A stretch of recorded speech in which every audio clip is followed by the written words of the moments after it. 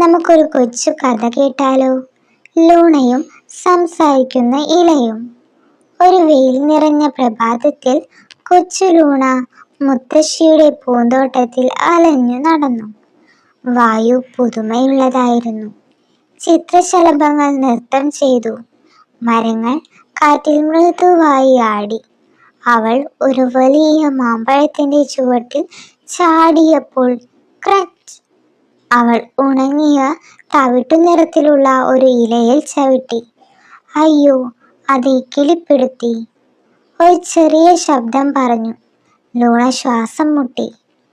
നീ ഇപ്പോൾ സംസാരിച്ചോ? ഇല ചെറുതായി ആടി.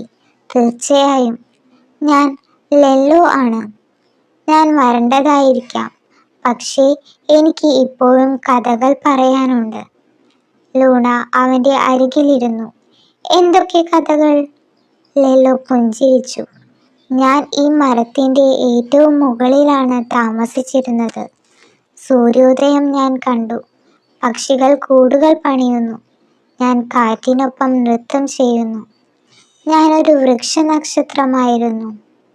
പിന്നെ എന്തിനാണ് നീ വീണത്? ലൂണ ചോദിച്ചു. അതാണ് ഇലകൾ ചെയ്യുന്നത്, ലെല്ലോ പറഞ്ഞു. നമ്മൾ വളരുന്നു, തിളങ്ങുന്നു.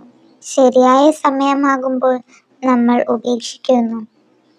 ആ ദിവസം മുതൽ ലൂണ എല്ലാ ഇലകളെയും ഒരു സുഹൃത്തിനെ പോലെയാണ് പരിഗണിച്ചത്. അവൾ ഒരു പ്രത്യേക സ്ക്രാപ്പ് ബുക്ക് ഉണ്ടാക്കി. അതിനെ ഇങ്ങനെ വിളിച്ചു: വിസ്പേഴ്സിന്റെ പൂന്തോട്ടം.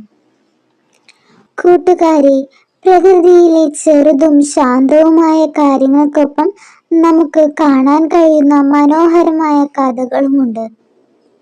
കേൾക്കാൻ തയ്യാറായാൽ മാത്രം മതി.